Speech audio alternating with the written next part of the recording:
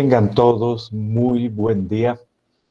Bienvenidos a este curso de Mecánica de Suelos 2, Grupo 1 de hoy, jueves 1 de abril de 2021.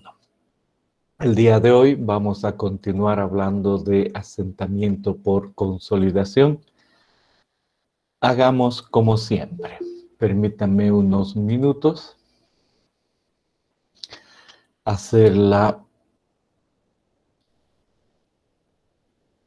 el tener todo listo para la presentación. Perfecto, y por supuesto con la presentación debo además ver las salas y admitir a los alumnos. Veo que en nuestra sala 1 hay 87 personas, de modo que no hay necesidad de abrir una segunda sala. Hay todavía bastante espacio. Hasta este momento se llegan varios, por supuesto que todavía pueden ingresar.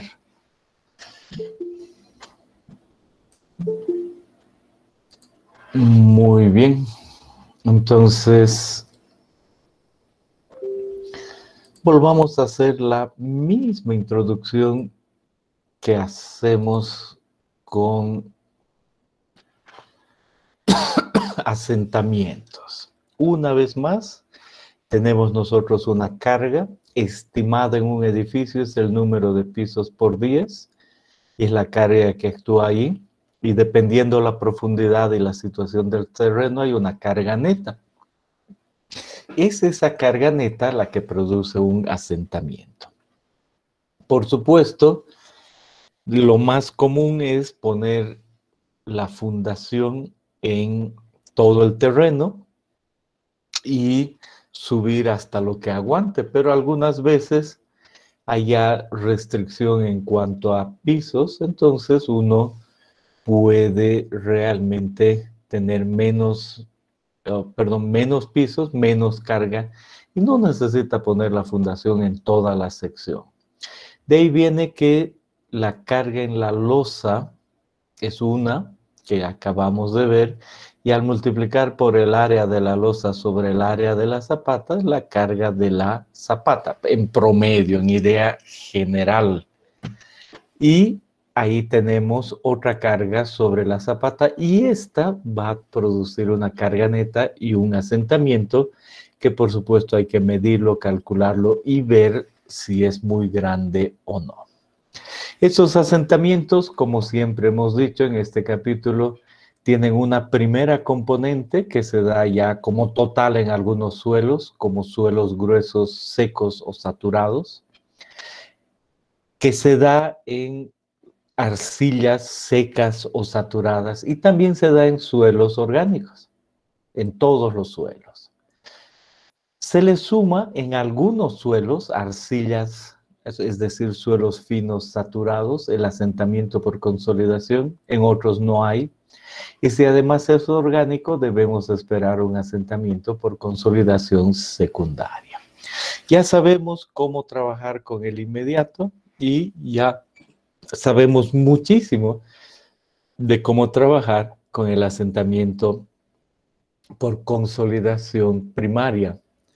Decimos, si nosotros tenemos un estrato saturado de arcilla, donde inicialmente hay un índice vacíos, un esfuerzo efectivo, conocemos el espesor de ese estrato y sabemos la relación E en función del esfuerzo efectivo, pues partimos de un valor y con el incremento que podemos calcular, pues llegamos a un otro valor, de ahí conocemos el delta E. Como esto es en una dimensión, le ponemos un asterisco, no es exactamente el de consolidación verdadero, y ahí tenemos la relación delta E 1 más E0H. También hemos aprendido que si el estrato es uno solo, hasta cierta profundidad, es cuando se considera, se comprime con diferentes autores, y ahí aparece un valor de H. Y también hemos aprendido cómo hacer el cálculo de E0, de sigma prima 0, del promedio, cómo dividir en estratos de 2 metros, todos esos detalles.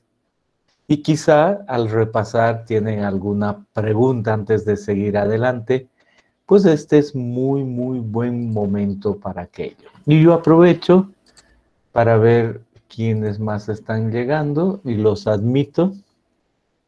Y veo si hay necesidad de abrir una segunda sala o no. Todavía no hay necesidad de una segunda sala. Hemos llegado a 89 participantes. Eso queda claro.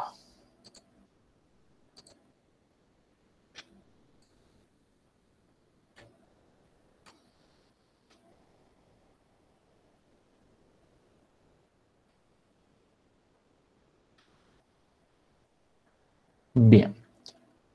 Entonces, con respecto a todo lo que sabemos de asentamiento por consolidación primaria, ¿tienen alguna pregunta?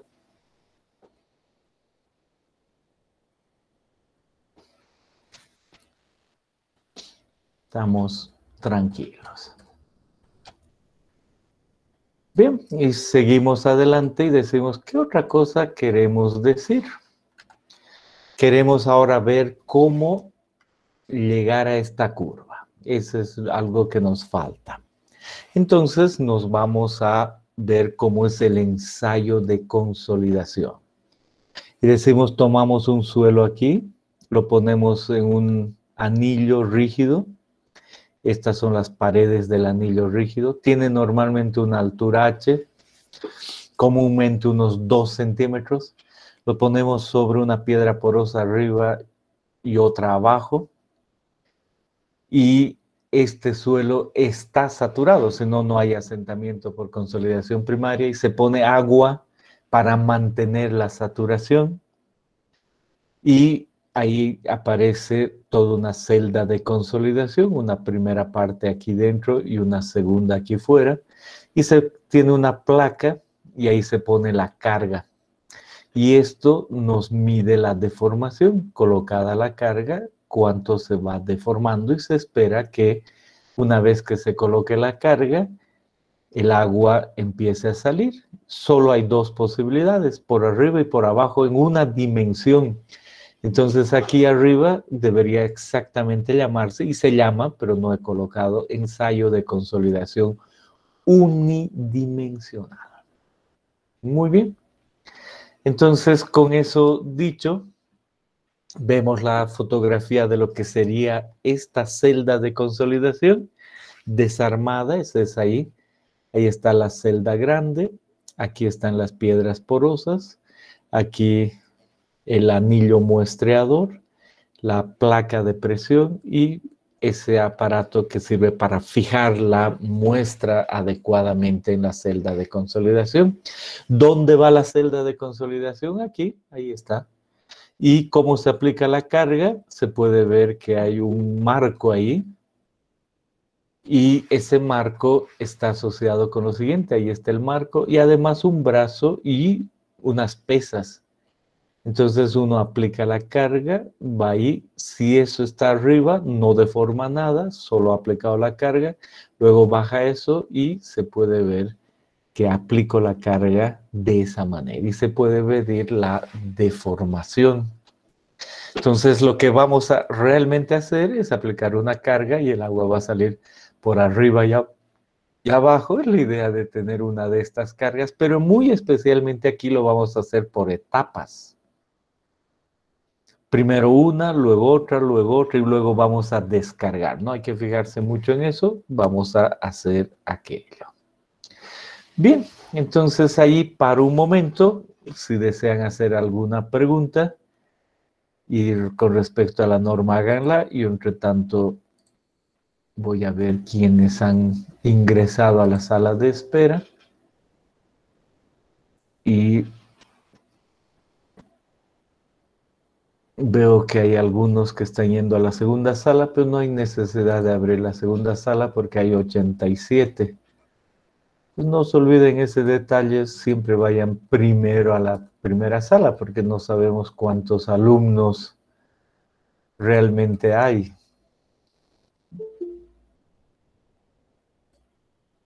Ok.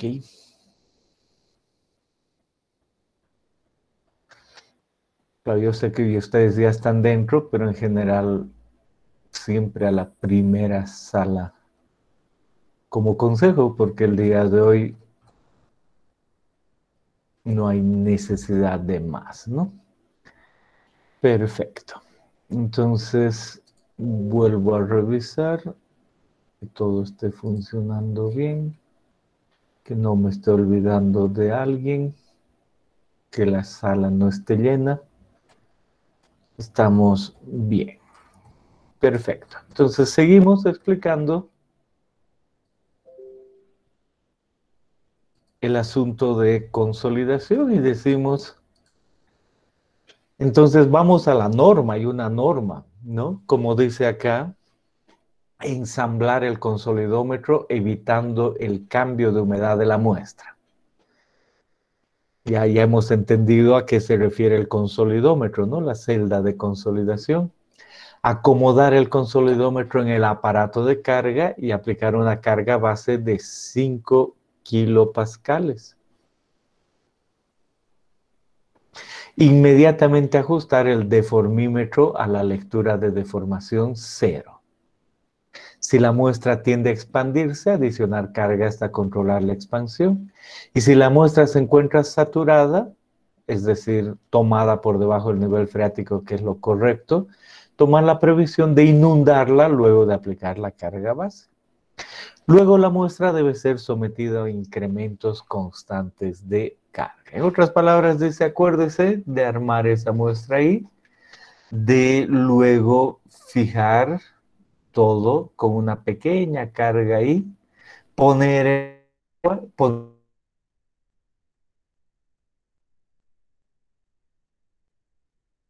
y esto es totalmente adicional porque ahí se tiene que eso no está, se está sujetando el brazo. Esa es la primera etapa. Y luego de 12 a 25 a 50, 100, 200 kilopascales.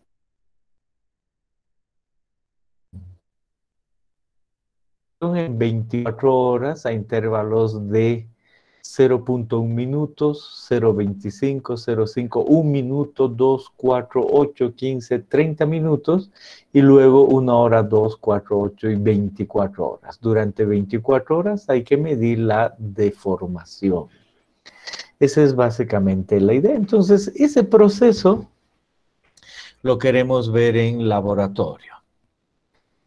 Veamos este video que también está en el Classroom para que lo vean aparte.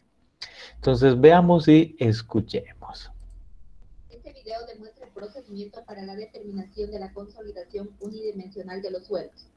El equipo necesario para la realización del ensayo es dispositivo de carga, equipo capaz de aplicar cargas verticales a la muestra durante periodos prolongados, con una precisión de más o menos 0.5% de la carga aplicada. Caja de consolidación, un dispositivo adecuado para mantener la muestra dentro de un anillo, el cual puede estar fijado a la base o puede ser flotante con piedras porosas sobre cada cara de la muestra. Piedras porosas. Su porosidad debe ser lo suficientemente fina para evitar la intrusión del suelo dentro de sus poros. Anillo cortante cilíndrico. Se usa para tallar la muestra hasta el diámetro interior del anillo. Deformímetro. Sirve para medir el cambio de espesor de la muestra con una sensibilidad de 0.01 milímetros. Balance. Con aproximación de 0.01 gramos. Horno. Controlado termostáticamente que puede mantener una temperatura constante de 110 más o menos 5 grados centígrados. Otros equipos. Recipiente para determinar el contenido de humedad, sierra de alambre, cuchillos, calibrador, cronómetro y agua destilada. Muestra de ensayo. Para este ensayo generalmente se utiliza muestras inalteradas, obtenidas de bloques inalterados, grandes, fabricados y sellados con parafina en el campo. Retire la capa de parafina de las paredes del bloque inalterado. Inserte el anillo cortante en el bloque inalterado y recorte la muestra utilizando un cuchillo o sierra de alambre. Enrase las caras superior e inferior de la muestra con un cuchillo y llene los vacíos con el material recortado. Extraiga la muestra del anillo cortante y determine la altura y el diámetro de la muestra. Pese el anillo de consolidación y registre su masa. Inserte la muestra en el anillo de consolidación y determine la masa inicial de la muestra. Obtenga 2 o 3 determinaciones del contenido de humedad inicial, utilizando el material reportado de la muestra. Procedimiento. Humedezca las piedras porosas y el papel filtro. Desamble la caja de consolidación colocando la muestra entre el papel filtro y las piedras porosas. Coloque la caja de consolidación en el dispositivo de carga, poniendo sobre la cara el disco móvil de acero para uniformizar la carga. Coloque el deformímetro en el dispositivo de carga con su dispositivo para sujetar. Aplique una carga de asentamiento de 0.05 kilogramos sobre centímetro cuadrado para suelos firmes y de 0.025 kilogramos sobre centímetro cuadrado para suelos planos. Aplicada la carga de asentamiento, llene con agua la caja de consolidación, dejando que la muestra se sature y encere el deformímetro vertical. Coloque carga sobre el consolidómetro para obtener presiones sobre el suelo de aproximadamente 0.31, 0.63, 1.26, 2.53, 5.05, 10.10 kilogramos sobre centímetro cuadrado.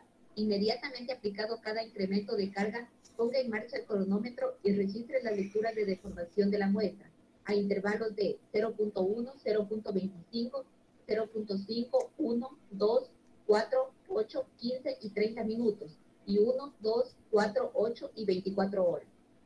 Una vez tomada la última lectura con el último incremento de carga, descargue el suelo mediante reducciones de carga en orden inverso. Para disminuir la expansión durante la descarga, deberá descargarse la muestra hasta la carga establecida de asentamiento. Pese la masa de la muestra extraída de la caja de consolidación. Seque la muestra en el horno a 110 más menos 5 grados centígrados. Pese su masa seca y determine el contenido de humedad final. Muy bien, la idea entonces es muy clara. Hemos visto las fotos y luego al escuchar esto, ligeras variaciones en cuanto a la carga, asuntos que son en esencia de laboratorio. La clave es que siguiendo ese procedimiento, uno ve la deformación para una carga y mide a 0,1, etcétera, etcétera, lo que se ha mencionado, y tiene una deformación, y esa deformación va creciendo. Y la curva, no le vamos a decir típica, pero la curva puede lucir así cuando se dibuja la deformación en función del logaritmo del tiempo. Perfecto. Si es que uno no pone en función del logaritmo del tiempo, puede poner solo el tiempo, la deformación es así, de esa manera. Noten la diferencia. Y es solo cuestión de la escala. Y ese es el resultado para una carga. Pero no solo se coloca una carga, eso es durante 24 horas y uno obtiene o esa gráfica es la misma, expresada en diferentes escalas. Muy bien. Dice, para minimizar la expansión durante el desmontaje de la muestra, aplicar sobre la carga base. Es decir, no pasar de 5 kilopascales. Esa es básicamente la idea, si bien eso no es tan claro. Una vez que los cambios de altura hayan cesado, usualmente se debe esperar una noche, desmontar rápidamente luego de quitar la carga base. Remover la muestra y el anillo del consolidómetro y secar el agua libre presente en la muestra y el anillo. Determinar la masa de la muestra en el anillo y quitar la masa del anillo para obtener la masa húmeda final. Entonces hay que sacar el consolidómetro y obtener la masa húmeda final. Tener el cuidado de que puede haber agua alrededor y eso puede cambiar todas nuestras cosas, ¿no? Hay que secar y solo medir el agua que está dentro del suelo y ponerla al horno, ¿no? Eso nunca hay que olvidarse. Entonces, ¿cuál va a ser el resultado si uno conoce la deformación? Si uno conoce la deformación, entonces va a poder medir el módulo E en cada ocasión. Hemos dicho una carga de 12 y va a poder medir un módulo E. Luego una carga de 25, otro valor E. Y en laboratorio puede tener todo eso, 1, 2, 3, 4, varias cargas, 12, 25, 50, 100, al doble, 200, 400, 800, 1600, 3200 en este ejemplo. Y noten que si bien es el doble en esta escala, hace que estos puntos estén a la misma distancia, esa es la clave aquí en escala logarítmica. Y luego se descarga, y al descargar, es lo que hemos visto, se descarga y se deja cierta carga, no totalmente, y a partir de aquello la descarga, no a partir la norma permite que uno vaya de 2 en 2, no a ese, sino al siguiente, 2, 2, 2.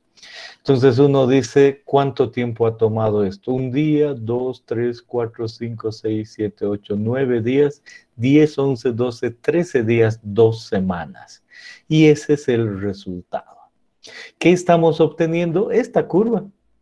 Y lo primero que veo es que yo quisiera ver una línea recta así, y al descargar algo así, pero no veo exactamente la línea recta.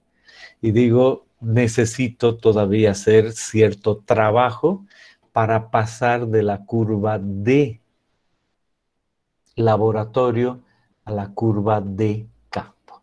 Pero ha quedado claro cómo se obtiene la curva de laboratorio. Si desean hacer alguna pregunta, por favor hagan sus preguntas.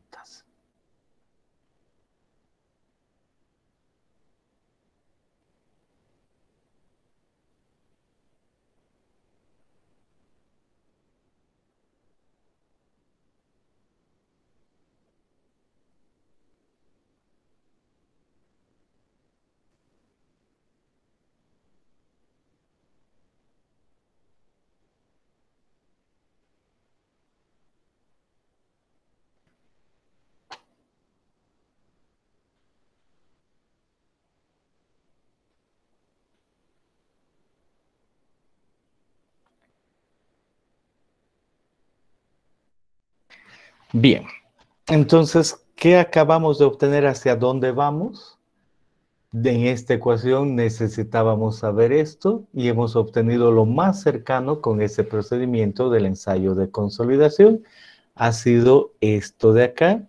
Y ahora vamos a ver por qué no ha dado esto exactamente y cómo tendríamos que trabajar. Estas curvas, y me refiero a estas de campo, no se olviden que pueden expresarse también como deformaciones. Deformaciones simplemente y no módulo C. Y obviamente van a tener esa forma. Y si y ahí está la clave, si se descarga y se vuelve a cargar, no es una línea exacta ahí, sino que hay ese loop, esa histéresis. Entonces, por eso viene la idea que no es lo mismo descargar que cargar. Pero en general en suelo se pone una línea ahí y quedamos tranquilos. Si cambiamos y ponemos en escala logarítmica, entonces igual decimos esa curva debería ser esta, la curva virgen, y al cargar y descargar eso. Pero realmente en esta escala hemos obtenido esa porción. Ya vamos a entender por qué. Luego recién la curva y al descargar y volver a cargar, pero solo hemos visto el descargar, hemos llegado ahí, ¿no? Eso es lo que estamos viendo nosotros. Una vez más, esta curva se asocia con lo que acabamos de decir. Por lo tanto, si veo aquí, digo, muy interesante, hay una porción en la curva, otra que se sale, y si yo quiero el coeficiente, deberé poner una línea entre el último punto y ese, ¿no? Entonces aquí yo digo, muy interesante para esta porción, posiblemente debo unir este último con este. En esta muestra no se nota tanto esa estéresis, pero sería correcto para obtener la línea de expansión de este suelo. Y aquí hay una línea recta y ahí especialmente se ha prolongado y asociada con aquello, y esto sale de la línea recta. Entonces, ¿cómo es que funciona realmente y qué podemos ver aquí? El asunto es muy simple. La curva y el criterio es el siguiente. Imaginémonos nosotros que estábamos en campo y en campo estábamos en este punto 2. Imaginémonos, nuestra muestra tenía un E0 ahí en ese punto y un sigma prima 0, ¿verdad? Y hemos ido a campo y hemos sacado la muestra. Y al tenerla en el laboratorio ya no hay esfuerzo encima porque ya no está actuando, ¿verdad? Entonces, ¿qué trayectoria ha seguido ese suelo? Vamos a escribir y decir la trayectoria que ha seguido ha sido esta de acá. Entiendo que se ha ido en una línea recta, que todavía no conozco la línea recta, y es esa. Y he llegado a laboratorio con un índice de vacíos inicial. Para un esfuerzo, esta es escala logarítmica, pero para un esfuerzo muy pequeño hay un índice de vacíos, que es mayor al índice de vacíos ahí abajo. Eso nunca hay que olvidarse. Y luego he dicho, pero realmente yo creo que conozco esa pendiente porque en laboratorio puedo unir esta curva, el último punto con el primero, y yo sé que esa pendiente la defino como C sub S, el coeficiente de expansión. Es la pendiente de aquello y por supuesto ha tenido que seguir esa trayectoria paralela a esta de acá. ¿Todos de acuerdo? Sí. Pero eso es lo que me estoy imaginando, todavía no lo he visto. Y luego aplico yo el incremento de esfuerzo. Y empiezo con 12, luego 25 y así sucesivamente. Pero ¿de dónde empiezo? En un E inicial, que no es el mismo que el E sub 0. Y en el mejor de los casos, si la muestra es perfecta, y ahorita vamos a ver eso, va a seguir exactamente esa misma trayectoria y va a volver ahí. Ese en el mejor de los casos. Pero hemos visto que al recargar no tengo por qué esperar la línea recta exacta. Más bien veo una curva. Y además la muestra no es exactamente como la del suelo. Entonces hay un problema. No se sigue esa trayectoria. Más bien se sigue alguna otra trayectoria que se separa de ahí y termina así. Y después recién llega a lo que debería ser la línea recta, que todavía no conozco, ¿verdad? Entonces ahora miren esa curva roja. Claro, no está en la misma proporción, pero es esta curva roja que estaba aquí, que he obtenido en laboratorio. Entonces observo que en esa curva no estoy siguiendo exactamente por la línea que yo considero de descarga o recarga, sino que se aleja de esas dos líneas. ¿Por qué se aleja? Es por la alteración. Unas muestras de calidad alta, o sea, que realmente reflejen exactamente lo que se tiene en el campo, tienden a tener más esa forma y ahí se ve la división, ¿no? Se nota claramente.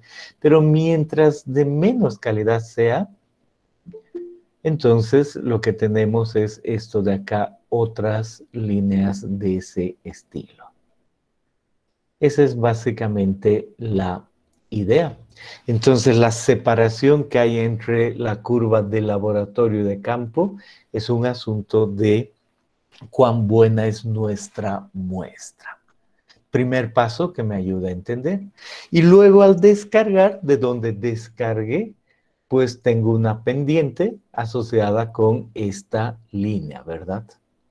Y yo sé que en alguna otra porción he llegado a la línea recta. No sé exactamente dónde, pero al final es parte, está relacionada con la línea recta. Bien, entonces eso es muy importante. Consecuencia, hay que hacer cierto trabajo en esta curva de laboratorio para poder pasar a la de campo verdadera. ¿Qué hacemos? Oh, perdón, pero antes, ¿les queda realmente claro esto que acabo de decir? ¿Tienen alguna pregunta al respecto?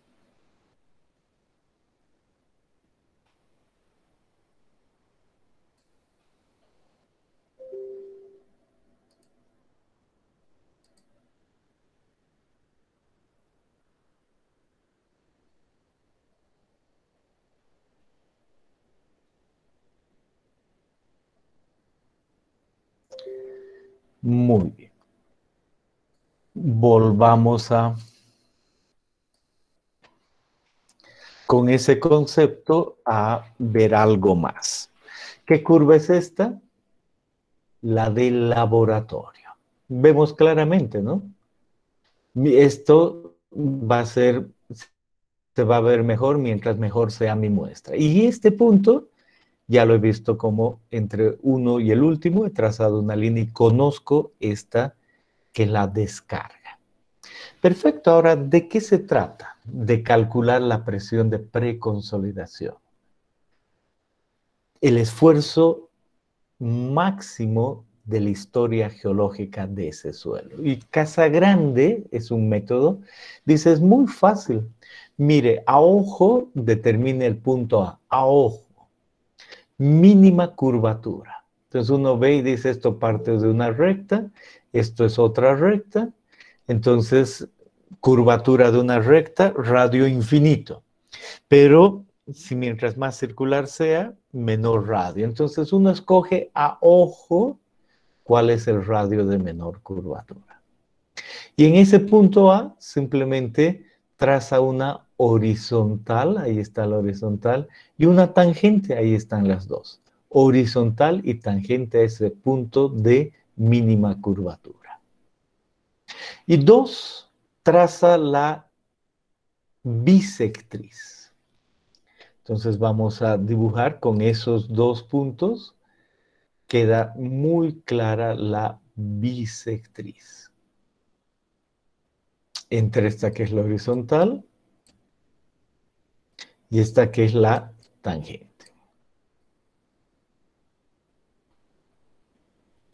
Y luego ve la porción recta y simplemente ve la porción recta que aparece en la curva de laboratorio y continúa la recta. Ahí está la recta, un poquito mal dibujada, pero ahí.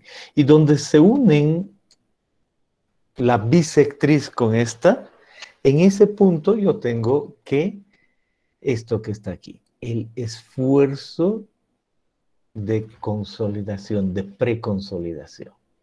Y eso era algo que yo quería saber. A partir de eso voy a poder entender muchas cosas. Lo primero, si el suelo está normalmente consolidado, sobreconsolidado.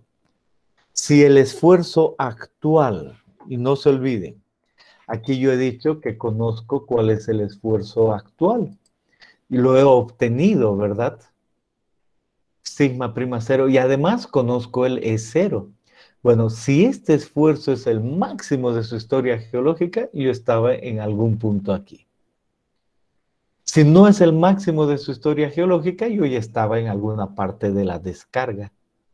Sea como sea, comparo y este sigma prima C con el sigma prima cero y sé si el suelo estaba normalmente consolidado o sobreconsolidado. El otro método consiste, hay varios métodos, pero el otro que vamos a ver que está en su texto es el log-log. Dice, aquí grafiqué en escala logarítmica, este igual en escala logarítmica, y eso va a dar lugar a que la curva de laboratorio tenga una porción clara, la recta que estamos hablando, y otra recta más clara aquí, una esos, y donde se intersecten, ese es el sigma prima c. Como es otro método, no tiene por qué dar el mismo valor, por supuesto, todos visualizamos eso. Pero lo que sí queda claro es que podemos estimar un sigma prima c y saber si el suelo está normalmente consolidado o sobreconsolidado. Y eso es muy, muy importante. ¿Por qué? Y después pueden hacer las preguntas. Aquí vuelvo y digo, ¿esta qué curva es? La de laboratorio. ¿Y qué acabo de obtener? O que yo sé, he obtenido el sigma prima 0 y he obtenido el E0. Si bien esta gráfica está en función de epsilon, igual, no importa, es la misma idea, está el E0. ¿Cómo calculo eso? He visto la anterior clase. Entonces, este es un punto que obligatoriamente está sobre la curva de campo. ¿Y dónde pasa mi curva? Yo acabo de ver mi curva de laboratorio, no pasa por ese punto, pasa por debajo. Puede estar más o menos exagerado, pero pasa por debajo, por la razón que he visto. Y aquí está clarito, está pasando por debajo. Pero yo, ¿qué he podido ver en esta curva? He podido ver el sigma prima c, he determinado el sigma prima c, no importa el método. Ahí está. Y eso involucra que conozco yo esta recta, ¿no? Conozco. Y además no me olvido que yo sé cuál es esa pendiente, ¿no? Porque también he descargado mi muestra. Entonces digo, perfecto, en este caso dibujado, la verdadera curva de campo tiene que ir por este punto, porque ese es el verdadero de campo. Y ahora que estoy cargando otra vez, porque el sigma prima c es mayor, entonces voy a seguir una curva paralela a esta de acá, por supuesto. Entonces de ahí va a seguir esa y esa tiene que ser paralela. Y cuando llegue al sigma prima c, ahí en la curva de campo hay un quiebre claro y va a entrar a la curva virgen de reconstruida, a la curva virgen real. Entonces, ¿qué se dice para construir esa? Le cambiamos de color y decimos, aquí vamos a tomar 0,42 de E0. 0,42 del índice de vacíos inicial. Y decimos, ese punto obligatoriamente está en una recta. Aquí ha quedado por debajo, por supuesto que puede quedar en cualquier parte arriba, ¿no? Puede ser más común y correcto sería, por ejemplo, un punto ahí. Ya es línea recta. A lo que me refiero es, si vuelvo a esta, digo, esta ya es una línea recta ahí, entonces un punto ahí significaría que ya está en la recta. Pero la norma dice a 0,42 de 0, estamos seguros que está en la línea recta. Entonces ese punto es ese a 0,42 de 0. ¿Y cuál es el otro punto? Yo lo he determinado, es ese, ¿verdad? El sigma prima c con la recta que he venido aquí. Entonces ahora solo debo unir esos dos puntos y esa es la verdadera curva de campo. ¿Cuál es la pendiente de esto? C sub C. ¿Cuál es la otra pendiente? C sub R en el sentido de recompresión o C sub S en el sentido de expansión. Esa es básicamente la idea. Y conozco las dos pendientes y miren la curva que realmente obtengo. Es una curva que parte, ¿por qué razón? Porque para llevarla del laboratorio he descargado. Entonces, primero parte con la curva de recompresión y luego la de consolidación o compresión virgen. ¿Por qué? Porque para llevar al laboratorio he descargado y vuelto a cargar. Y esa es básicamente la idea. Entonces, ¿qué curva acabo de obtener? A partir de esto, he obtenido esta curva y esta. Pero claramente, ¿cuáles puntos he determinado? Primero, de dónde estaba, y me imagino que estaba allí, es solo un ejemplo, y llego y la primera curva es esa. Y luego, la segunda curva está asociada con esa. Y las pendientes de esas curvas son C sub C, el índice de compresión, y el C sub S. Y se entiende que esta línea está ahí, es real, pero que el laboratorio va a dar primero eso y luego eso, y esa es la forma correcta, de acuerdo, de la curva de campo, en base a eso.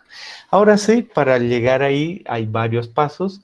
Por supuesto que deben comprenderlos bien, y si desean alguna aclaración, este es muy buen momento. Adelante.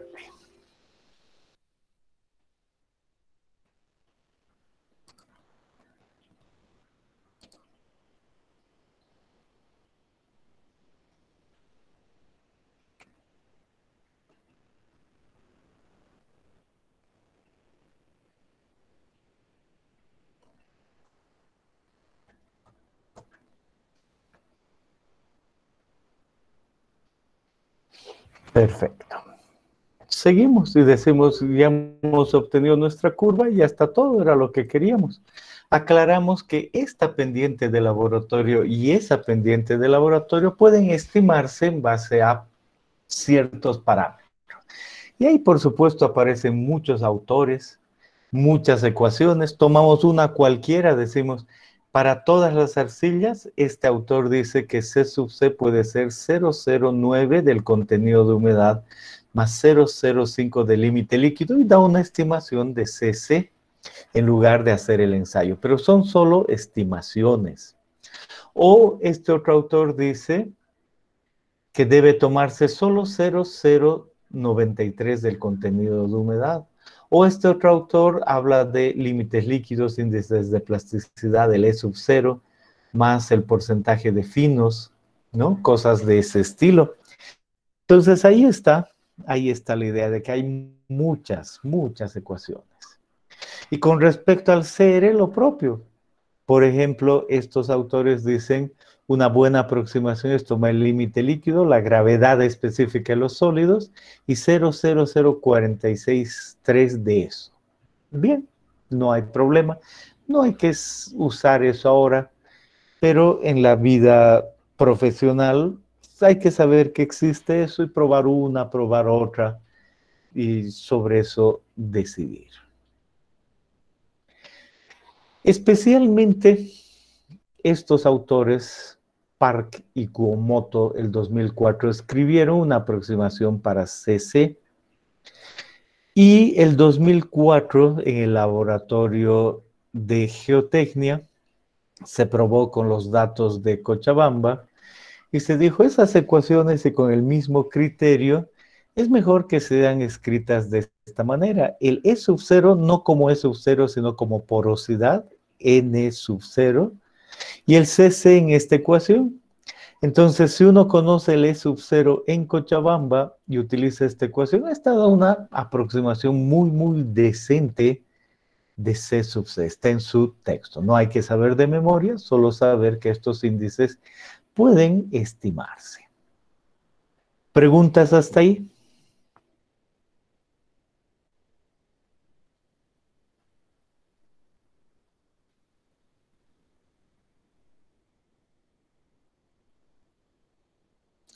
Muy bien.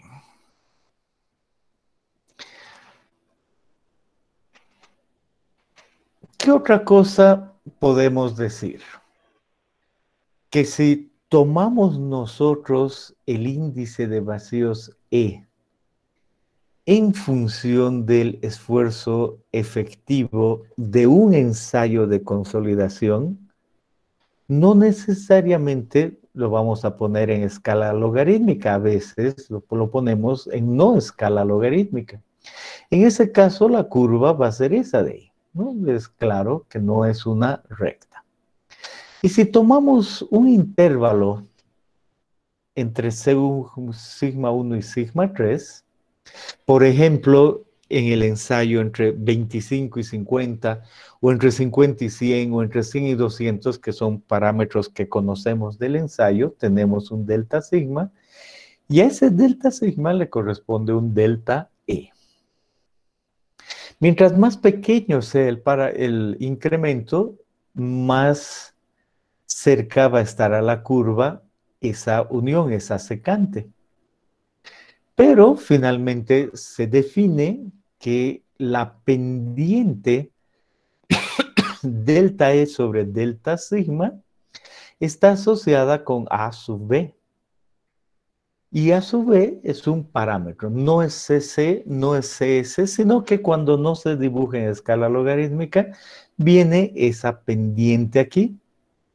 Recuerden que esta otra pendiente se había definido como el índice de compresión. Y en la descarga, el índice de expansión. Bueno, ahora estamos diciendo que al no tomarla en escala logarítmica entre dos puntos, uno es variable porque la curva cambia, pero estamos definiendo un coeficiente AB. Y la diferencia es que uno es el índice de compresión y este es el coeficiente de compresión. Ahí está, coeficiente de compresión. La diferencia, obviamente, no es CC, sino AB. Y si además relacionamos con el índice de vacíos inicial, aparece esto que es el coeficiente de compresión volumétrica, porque está relacionado con el volumen. Entonces es un coeficiente que va variando según el lugar donde yo esté y asociado con la curva que obviamente, asociada con la curva no en escala logarítmica. Y por supuesto, si esta es mi curva de compresión, será un MB, y si yo estoy viendo eso mismo en la curva de recompresión, será otro MB, ¿verdad? Pero es el mismo concepto. Un MB de recompresión, un MB de compresión virgen y variable según la curva, pero existe ese valor de MD asociado con dos puntos. Esa es una definición y este se llama el coeficiente de compresión volumétrica. Muy bien. Entonces, con eso dicho, realmente volvemos a esto y decimos, ahora sí que estoy listo, porque conozco realmente cómo obtener el E0, el sigma prima 0, sé el punto acá. Ya sé cómo obtener esa curva, sé dónde estoy y cuál es la curva esta y esa de ahí.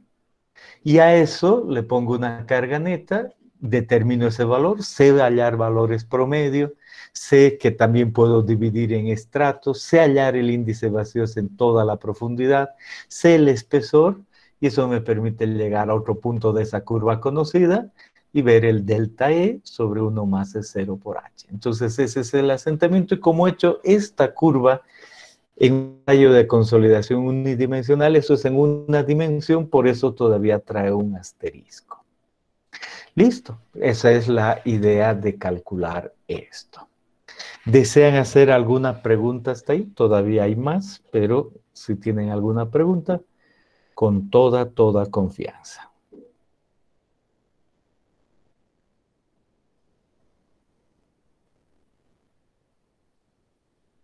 Bien. Y ahora decimos, pero ¿qué pasa si yo en un suelo normalmente consolidado, directamente por todo lo que he aprendido, digo, parto aquí y llego ahí? Y sé que esta pendiente es C sub C. Y una pendiente es el delta E, el cambio del índice de vacíos, dividido entre el esfuerzo menos el esfuerzo inicial. Como es escala logarítmica, eso representará el logaritmo de un sigma prima final sobre el sigma prima inicial. Y el inicial es el sigma prima 0 y el final es el sigma prima 0 más el incremento, o un medio o un promedio, todo lo que he visto la clase anterior. Entonces conozco eso. Y estoy diciendo que ahora el delta E se relaciona con CC, ¿verdad? Puedo despejar el delta E según ese criterio conocido CC de laboratorio. El delta E es logaritmo CC por el logaritmo de sigma prima F sobre sigma prima I. Entonces, a la ecuación anterior, a esta de acá, puedo yo decir mejor, en lugar de delta E de la gráfica, le pongo la ecuación. Y aquí veo que la ecuación es esa, CC por logaritmo del final sobre el inicial. Y aquí está, CC por el logaritmo del final sobre el inicial, el final sobre el inicial. Y sobre el 1 más el 0 por h. Entonces uno dice, aquí está la ecuación que normalmente se usa, que entra en los formularios, pero que no es nada más lo mismo que he estado viendo expresado así. Entonces digo, si el suelo está normalmente consolidado, partía de normalmente consolidado y se incrementa, uso esa ecuación y listo. Solo necesito saber el CC, el esfuerzo inicial, el incremento, el índice de vacíos inicial y la altura del estrato. Y por supuesto, nunca me olvido que lo mejor es dividir en estratos de 2 metros y para cada estrato hacer esta operación y sumar el asentamiento de todos los estratos. Pero también puedo tomar el punto medio y representar un promedio. Y esa es la manera de calcular el asentamiento para suelo normalmente consolidado. Es lo mismo si el suelo está sobreconsolidado, pero con una diferencia. Yo parto de un otro punto. El punto está sobre la curva de recompresión. Y hay dos posibilidades. La primera es que al cargar llegue ahí y ese valor represente que el sigma prima 0 más el incremento no llegue muy lejos. ¿Qué quiere decir no llegue muy lejos? Que sea menor al sigma prima C. Este dibujo muestra eso. Este final es obviamente mayor al inicial, pero menor al sigma prima C. Eso quiere decir que me he movido en esa recta. Pero ¿cuál es la pendiente? C sub R o C sub S, lo que se utilice. Y el C sub R en este caso sigue siendo el delta E sobre el logaritmo del esfuerzo efectivo final sobre el esfuerzo efectivo inicial, igualito antes, pero con una diferencia. Este es C sub R. Consecuencia, si yo pongo el delta E a la ecuación anterior y multiplico por CR, ahora en este caso me va a salir esta ecuación, que va a ser idéntica a la del suelo normalmente consolidado, con una diferencia. Este coeficiente en lugar de CC, porque la pendiente era CC, va a ser igual, solo que con el otro coeficiente, el coeficiente que es el CR. Ahí está. Entonces, ahí tengo una nueva ecuación asociada con este nuevo incremento. Y el otro caso, y después los dejo preguntar cualquier duda que tengan, el otro caso es que igual parta de un suelo sobreconsolidado y que el sigma prima 0 más el incremento ahora llegue más lejos.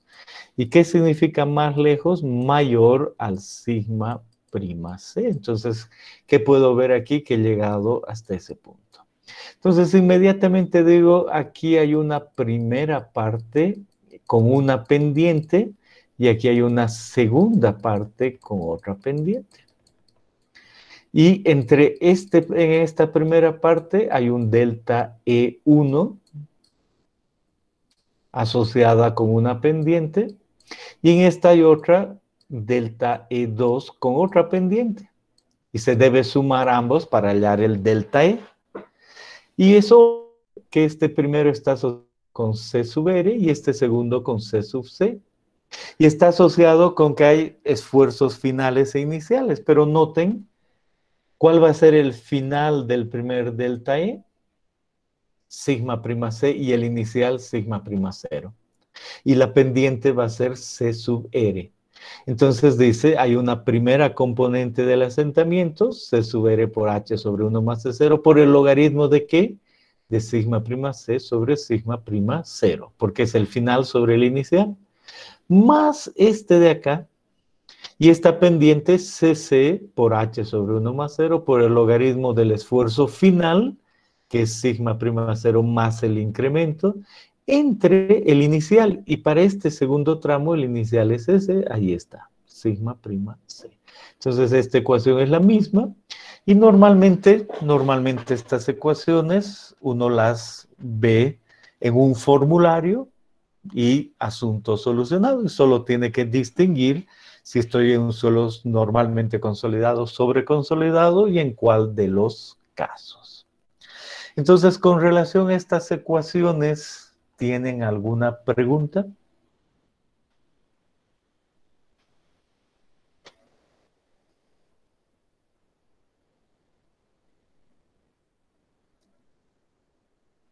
Perfecto. Y lo mismo podemos usar en estas otras. ¿Qué pasa si nosotros estamos deseando trabajar con E en función de sigma prima y hallamos el MB entre dos puntos? Entonces, entre esos dos puntos hay un delta sigma. Aquí aparece el delta sigma. Por el MB en esos dos puntos, que es variable. Y multiplicamos por la altura. Entonces, este es el mismo asentamiento que hallaría yo en cualquiera de estos casos. La diferencia es que, por ejemplo, en un caso he tomado esta curva y la he expresado en función de MB, pero para esa curva conozco yo el incremento inicial y el incremento final y conozco cuál es el MB entre esos dos puntos. Entonces, utilizo el incremento, la altura y el MB. Pero, ¿qué pasaría si yo estoy en otro caso? Y estoy en este caso. Entonces va de aquí a aquí y entre esos dos puntos hay otro MB. Entonces igual puedo yo hallar el MB ahí. Y si estoy en este otro caso, por supuesto, debo tener cuidado de que hay dos MBs, uno hasta aquí y otro hasta ahí. Entonces sumo el de esta consideración más el de esta consideración. Es hacer lo mismo con esa otra forma de la ecuación, con esta de acá. Muy bien, entonces con eso dicho, una vez más, ¿alguna pregunta?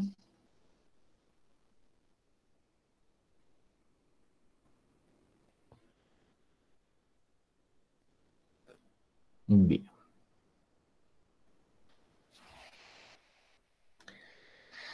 Finalmente, decimos, una vez que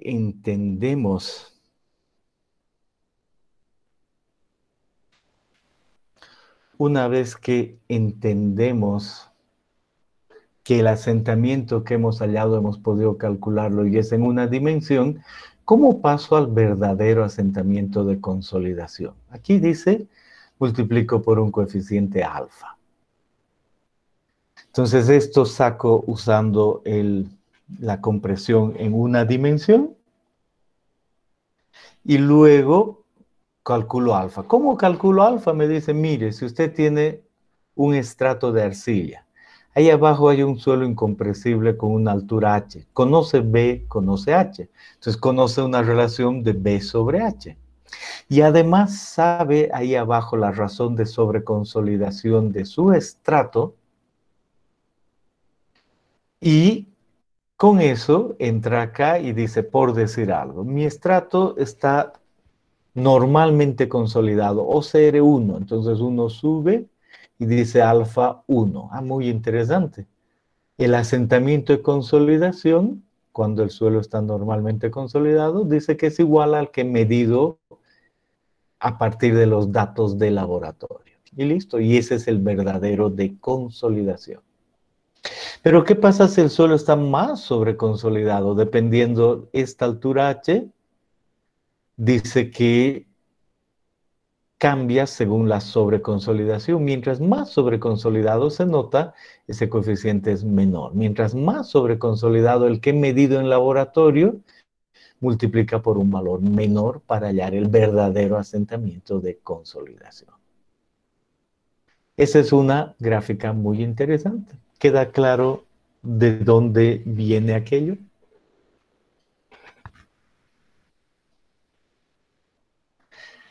Existen otro tipo de gráficas, otros autores dicen, bueno, es la misma idea por un coeficiente, pero hay otras tablas, otras gráficas, ese otro coeficiente puede estar asociado con rangos. Aquí solo vamos a decir eso, ¿no? Muy sensitivas, normalmente consolidadas, sobreconsolidadas, se asocian con esos rangos que vienen aquí.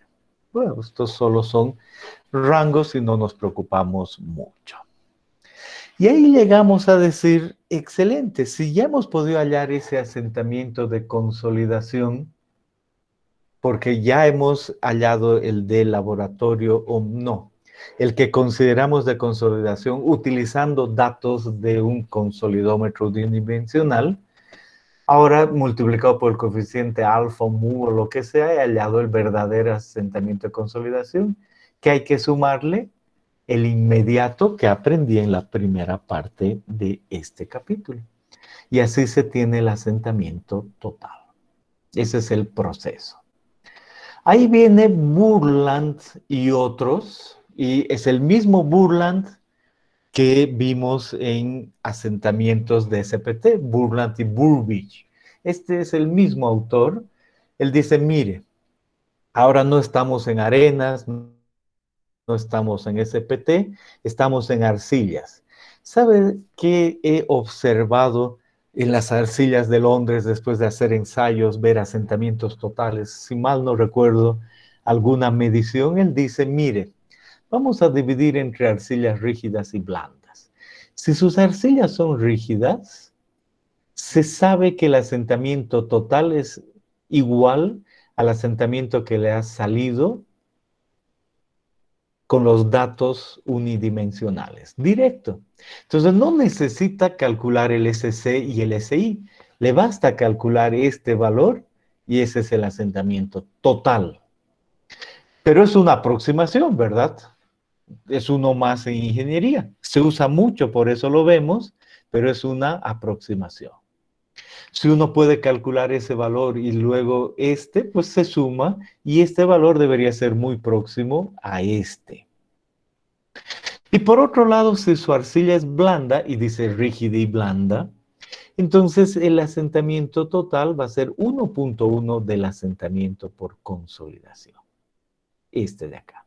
Entonces, en realidad, Burland dice, y así funciona la ingeniería, no hay que calcular el inmediato en arcillas más el de consolidación, basta calcular el de consolidación unidimensional y multiplicar por 1 o por 1, y ese es el asentamiento total en una arcilla según el criterio de Burland y otros. ¿Les ha quedado claro? ¿Alguna pregunta al respecto?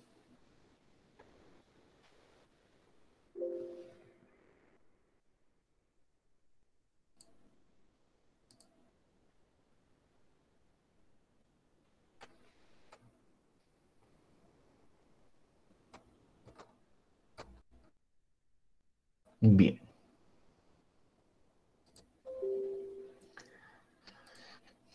Con ese criterio, decimos, bueno, hay más detalles, eso es lo mismo. Pues resumimos y decimos, en general, nuestro asentamiento por consolidación es alfa por este, y este sale de estos datos que están asociados con una dimensión, y dependiendo si el suelo está normalmente consolidado o sobreconsolidado, ahí están las ecuaciones que uno puede utilizar. Y solo requiere el E0, el sigma prima 0 y el delta sigma B. Y se utiliza estos otros criterios, igual, o sea, esto era para este caso, para este otro utiliza el MB, igual en un rango puede hacer lo mismo, igual en esta otra ecuación, este se asocia con el asentamiento en una dimensión, se multiplica por alfa y se tiene el verdadero asentamiento por consolidación utilizando esta gráfica y el total utilizando esta consideración. Por supuesto, ahí uno dice, excelente, la idea está clara, ahora lo que debo ver es practicar. Este ejercicio está aquí no para que lo hagan, está aquí y si quieren hacerlo lo hacen, pero no es parte de su tarea. Es el examen del examen 219, el primer parcial de 3 de octubre del 19, y ahí decía, mire, en 2 metros se ha colocado una fundación, es una losa de 10 metros de ancho y 20 de largo, y tiene una carga bruta de 100, unos 10 pisos en otras palabras, y ahí se tenía una arcilla, pero justo se pone sobre la arcilla y la capa superior era de una arena, y el nivel freático inicial estaba arriba y luego al excavar se ha bombeado y se ha dejado ahí y queda el nivel freático siempre ahí abajo de ese nivel. Es normal en un edificio. Y con esa carga neta se pide calcular la compresión, el asentamiento aquí abajo en el centro. Esa fundación es flexible. Y dice, por favor, calcule la carga neta a nivel de fundación. Calcule el incremento de esfuerzo en el centro de la fundación cada 2 metros de profundidad, utilizando el criterio más apropiado y el promedio aritmético del mismo, el índice de vacíos a 7 metros de profundidad y además el asentamiento total en el centro de la fundación, utilizando el criterio de Burland y otros. Entonces uno dice, eso es lo que acabo de ver. Carga neta desde el primer día de este semestre. Ya sé cómo calcular eso. Segundo, me dice, incremento de esfuerzo en el centro de la fundación, allí 2 metros de profundidad. Entiendo por qué, ¿no? Para hacer todos los cálculos, utilizando el criterio más apropiado y el promedio aritmético del mismo. Entonces, criterio más adecuado. Busco ahí, digo, aquí hay en profundidad un estrato incompresible, y veo que el ancho es 10, entonces lo que se comprime aquí es 10. Muy interesante. Cuando pienso en 10 y 10, en forma general, debo pensar que este estrato incompresible va a actuar, o sea, va a influir en el incremento. Entonces busco y digo, yo sé utilizar Boussinesq. No, porque yo sé utilizar Haar. Tampoco son las mismas hipótesis. Luego sé utilizar Westerhard, menos, y luego sé Milovich. ¿Habrá algún criterio asociado con Milovich que me ayude con algo rectangular, flexible y un estrato entre medio de algo incompresible? La respuesta es sí, el I10. Entonces, buscando está el I10. Y luego me dice, utilizando el criterio, es el I10, el de Milovich, y el promedio aritmético. Y uno dice, ¿cuál era el promedio aritmético de todos los métodos? El de Voodoo, el de, ¿cuál es el otro? El de Bowles, el de Das. El promedio aritmético real es el de Bowles. Y después me dice, el índice de vacío se ha obtenido aquí, a esa profundidad, 3 metros por debajo de la fundación. Y yo quiero hallar a la mitad para poder hallar el asentamiento. A la mitad de este estrato que se comprime es aquí a 6.5. A ver, ando bien. Si es 12, 2, 10 metros, 5 metros, 7, a 7, no a 6.5, a 7. Por eso me dice el índice de vacíos a 7 metros de profundidad, ahí. Perfecto. Y luego me dice el asentamiento total. ¿Por qué total? Porque puedo usar el criterio Burland, hallar el asentamiento a partir de estos datos, y luego multiplicar por 1 o 1, 1. Eso es lo que finalmente me dice. En ese caso es fácil y ese es el procedimiento. Si quieren, resuelven el ejercicio. Si quieren, no. Aquí está solo para mostrar que voy a calcular la carga neta. Utilizo el incremento adecuado. Les había adelantado que el mejor método es Milovich por esta situación. y con esos parámetros se calcula eso.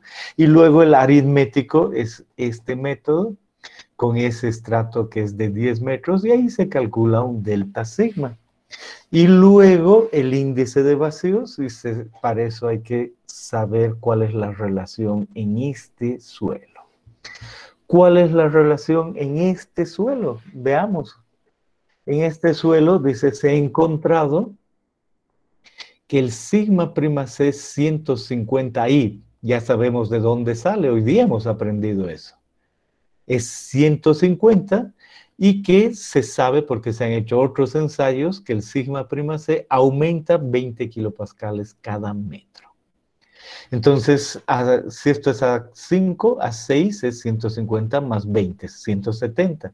Y así sucesivamente. Es una característica de este perfil porque hemos sacado varias muestras. Y aquí, en un examen, aparece de esa manera. O dirá sigma prima C es constante, o cualquier cosa, no importa. ¿Y eso nos sirve para qué? Para hacer este cambio de índice de vacío. Si yo conozco todo ahí, el E0 a 5 metros de profundidad, porque de ahí he sacado la muestra, y puedo calcular el sigma prima C, y sé el sigma prima C ahí, eso quiere decir que en esta curva conocida con CC y CS, yo conozco este punto a 5 metros. Ahí me dice sigma prima C 150, sigma prima C 150, y me dice el E0 es un valor conocido abajo. Sigma prima C 150 y conozco sigma prima 0, 58 y conozco a ese valor cuál es el índice de vacíos. Eso he aprendido. Y de ahí me dice, ahí abajo el sigma prima C es mayor. Entonces de esa curva el sigma prima C calculado aumentando 20 metros, pues me sale 190. Y eso quiere decir que de ahí hay una descarga. Y en este punto, que puedo calcular el esfuerzo 83, entonces ahí he constituido una curva con CC y dos curvas, el del punto de arriba y el del punto de abajo, cada uno con su propio sigma prima C. Y ahora solo tengo que ver el delta E acá. Y de ahí viene que sume y reste los delta E necesarios para saber cuál es el E aquí. Y es un asunto de geometría. Esa es la idea. Y luego de calcular el E0, me dice ahora calcule el asentamiento. Y para eso hay que ver si está sobreconsolidado o normalmente consolidado. Aquí se decide que estaba sobreconsolidado. Esa ecuación simple, se mete los valores y ese resultado es, en este caso, como es una arcilla sobreconsolidada, tiende a ser rígida. El asentamiento total es el mismo de acá, 62. Ahora, ustedes, antes de que les ceda la palabra, pueden buscar otros exámenes. Hay de todo. O sea, siempre se toma esto en toditos los semestres. Y, por supuesto, los mismos conceptos se aplican un poco diferente. Entonces, pueden buscar este, por ejemplo, del 23 de junio de 2016 y hacer lo mismo, calcular la carga neta, hallar el incremento. En este caso, el promedio se pide con el valor de DAS. Y hacer lo mismo en cuanto a los esfuerzos, dependiendo de lo que pida, y se calcula todo. En su texto aparece el ejemplo 2.9, que es obligatorio que me lo presenten, igual con el mismo criterio, solo que aquí no tiene definido la altura h. Entonces, primero hay que calcular cuál es la altura h, y dice, utiliza el criterio de Tomlinson, ahí se utiliza ese criterio de Tomlinson, y después se hace lo mismo. Y el ejemplo 2.10, en el cual otra vez hay un estrato, pero es una losa gigante, 26 metros por 52, y en ese caso terminamos con todo igual, pero resulta que al hacer el incremento, tenemos que pensar en dos estratos, uno sobreconsolidado y el otro normalmente consolidado. Y ahí hay una división entre los sobreconsolidados. Denle una ojeada, es obligación y ya está. Eso es lo que tenemos. Hay varios días, mañana no hay clases porque es feriado. Tienen hasta el lunes para hacer esos 2 ejercicios y el resto si desean, ¿no? ¿Cuáles? El 2.9 y el 2.10. Como siempre es obligatorio y eso los va a llenar de preguntas y la siguiente clase se aclara cualquier pregunta que pueda haber. Excelente. Entonces, con eso dicho, ¿desean hacer alguna pregunta? Por favor, pueden hacerla. Ingeniero, yo tengo una pregunta. Adelante. Entiendo que esto es de suelos 1, pero quisiera recordar, porque no me acuerdo muy bien y no me queda muy claro. ¿Cuándo decimos que es sobreconsolidado y normalmente consolidado? Cuando se compara los esfuerzos máximos de su historia geológica con el que está actuando en el momento de tu análisis. Eso se reduce a la siguiente gráfica. Vamos a buscar y tomar,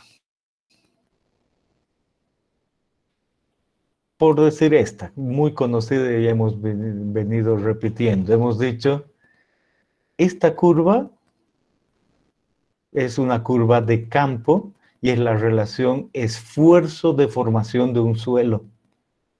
Y hemos aprendido hoy día de dónde viene, de un ensayo de consolidación unidimensional. Bueno, y resulta que nosotros decimos mi suelo, yo puedo medir el E y el sigma, y mido el sigma, y digo, este es el actual, antes de poner la zapata, el día de hoy, sigma prima 0. Y eso representa que en esta curva, en esta línea, estoy por decir algo ahí. Y me pregunto cuál es el E0. Y digo, el E0 es ese, entonces corresponde a ese punto. Pregunta. En esa condición hay un esfuerzo mayor en su historia geológica, sí, es claramente ese de ahí. Porque ha tenido, para llegar a ese punto, ha tenido que descargarse. Sí. Ese es sigma prima C. Ese es el que hemos aprendido a determinar hoy. Y ahora al comparar ese sigma prima C con el sigma prima 0, me avisa si el suelo está normalmente consolidado o no. Si esa relación es 1 directo, estoy en la curva esta de acá, normalmente consolidado. Y si ya es descargado, sobreconsolidado. Esa es la idea. Muchas gracias, ingeniero. Muy bien, entonces con eso ya los dejo. No se olviden su tarea y por supuesto más preguntas, ¿no? La tarea es para cerrar esto el lunes. Tengan muy buen fin de semana. Mañana es feriado, no hay clases. Ingeniero, una pequeña dudita. ¿Va a haber formulario para el examen como en suelos 1? Sí, va a haber. ¿Nos lo podría subir ya para ir adaptándonos al formulario y trabajar con él para los ejercicios, por favor? Voy a ver el momento que pueda, con todo gusto lo subo ya. Muchas gracias, ingeniero. Bien, jóvenes, vámonos.